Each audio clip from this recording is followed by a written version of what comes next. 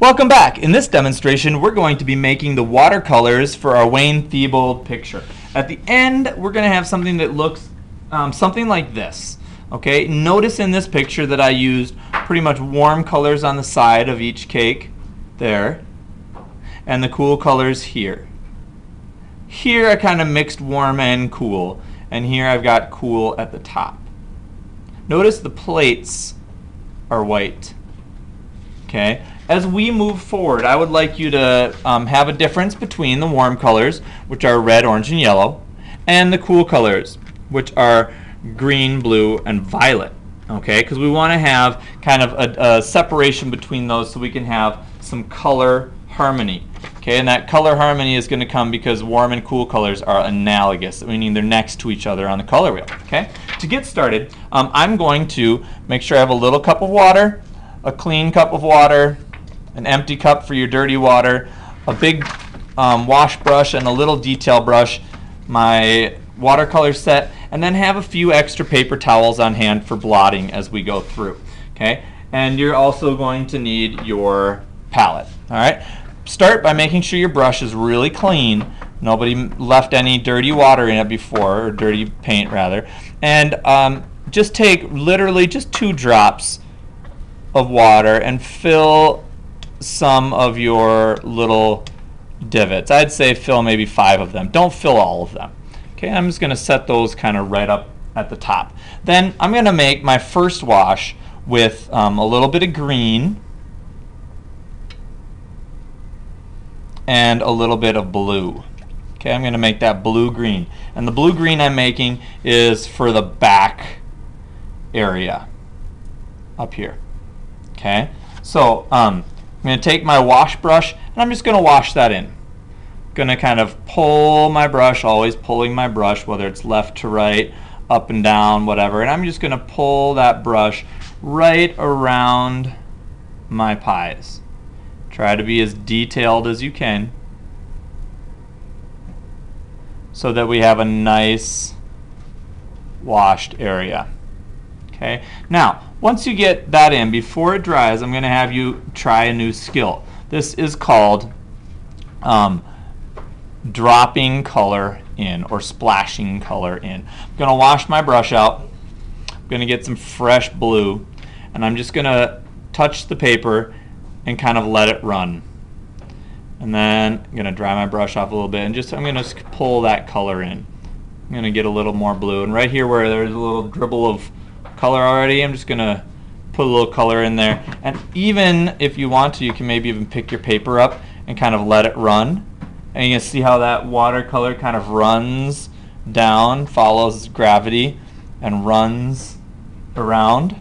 And you can kind of experiment with that and see what you might be able to get with that, as far as, you know, having something that looks kind of natural and organic. I'm going to just wipe that back there so we don't keep getting dirty. Okay, now I'm going to do the front table. I'm going to wash my brush out really well, and I'm going to use yellow for my next wash. Now, yellow is, as we all know, a very, very weak color. So I'm going to get a lot of yellow. And you can almost see how kind of dirty that yellow is because my water is dirty and blue, so I need to wash this water out. Get my dirty water out of here. Get some clean water. Yellow, it's really important to keep that yellow clean, otherwise it won't look like yellow, it will look like some kind of shade of green usually. So I'm gonna, oh, there you go, now my brush is really nice and clean. Okay, now I'm gonna get the yellow. Notice I don't smash my brush down, I hold it nicely right behind the ferrule. I don't want to get that too smashed in, I just want to get nice color out of there. And yellow, like I said, and like everyone here knows, is super weak. So I'm going to do a darker wash to begin with. Then I'm going to drop some color into that darker wash. I'm actually going to drop pure yellow into that darker wash. And notice how I'm painting around the plates. Okay, we used our oil pastels to make nice, thick, deep lines so that as we paint, the watercolor does not want to go onto the areas inside of our cakes, but yet the watercolor will sit nicely right next to that, especially if you're careful with your brush. You'll be able to do really nice work and get that yellow put in. Now this yellow, I'm going fairly quickly, and I know that I'm going to be able to fill this whole area with my yellow before it dries. Sorry, I forgot to oil pastel a little place right there. I'm going to be able to fill that whole area before it dries. Some of you in class might want to only work on one little section and then drop the color in before the paint has a chance to dry, and you're going to have to make that kind of artistic choice on your own about how quickly you can work and what you're going to need to do to get done on time and to get it done correctly. Okay, so with that being said, I'm going to take my yellow, I'm going to drop some real pure yellow in, and in my other painting I dropped just a little bit of green in, so I'm going to take a little bit of green and drop it in to some of those puddles just to kind of give it some interest. I'm going to let the water run around and take the watercolor. Okay, and if you have nice thick oil pastels, this will work really well. If you have thin, weak oil pastels, you might have trouble with this kind of bleeding into different parts of your cake. If you get to a point where you've got too much water, you can use your paper towel and dry it up. And that'll also give you another texture, as you can see it kind of giving a little texture there. Okay, now we got that one done. Now we're going to go on to our cakes. All right, for the cakes, I'm going to get new water. Wash out my little water cup here so it's nice and clean. No dirty ickiness in there. Nice clean water so we have nice bright vibrant colors. And this is where you might want to turn into a detail brush. Okay, for the detail brush, I'm going to start with these background cakes here, and I'm going to start with my blue and make a little blue wash. Get some violet, make a violet wash, and make a green wash. Now I'm going to use these washes to be washing in the cake, but then I'm going to drop more pure color in as I go. So I'm going to use the blue on this side here. Okay, and I'm going to use the green on the top. I'm going to use the purple on the side. So here's the green on the top. Green on the top. And whoops, wrong cup. And the purple here on the side. Now I've got those washes in and filled in pretty nicely those pieces. I'm going to do brown on the crust just because the crust is always brown, right?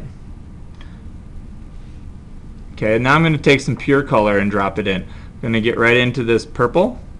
I'm just going to touch the blue. And notice how that kind of swirls in there. I'm also going to get a little bit of blue and touch the green and just drop it in.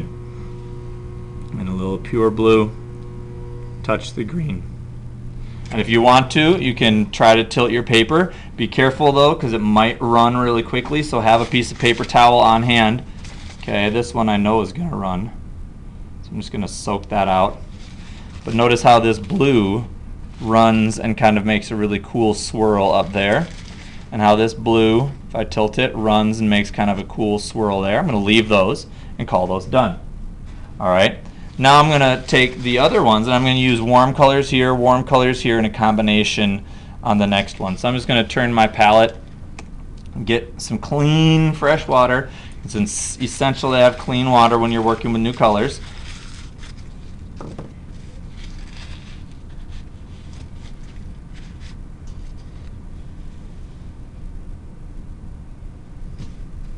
Okay, and I'm going to get some red. I already have yellow on the other side. So I'm going to get some red, make my wash with red.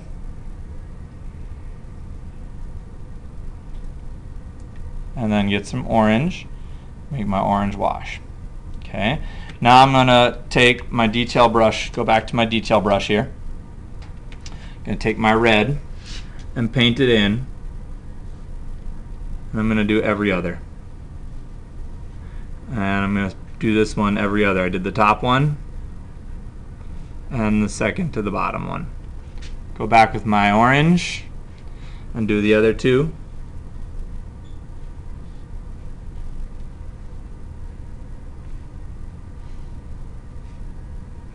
And I'm actually going to go in here and do this one orange just because I have it on my brush. And I think I'll take my yellow here, which is off the screen, and do the yellow tops, even though that was maybe not so great of a decision because it's going to blend with the back. But what I'll do is I'll drop color in there to make it a little bit more interesting. Okay, now I'm going to take my red. Okay, and I want it to be nice and strong, and drop just a little red right up here, and drop a little red right in here. I'm going to drop some pure red right into my other red I have, and I'm going to put some red on this cake here. Red and red. Okay, now got those red cakes looking pretty red, and I'm going to go back and get some violet and put violet right in here, and put some blue up on the top. Now with the blue and the violet, I'm going to take a little bit of red. I'm going to drop it into the violet here. And with the blue, I'm going to take a little bit of green and drop it in. So you can see those little areas that I dropped in. Now at this point, you're going to notice that I have the demonstration completed, and I did not paint the plates. We left those white. So that will kind of make those plates really shine out and give that kind of repetition that we had from the very beginning of that 5 plates with the triangular situation. Okay, so that is how you finish your Wayne Thiebaud picture. At the end, make sure you clean up your little water cup really well, and you wipe out your palette. Take those leftover paper towels and really rotate your paper towel around in there so it's nice and clean at the end. Notice how clean those ones can get just by wiping those out. Okay, so that is how you finish your Wayne Thiebaud cake painting.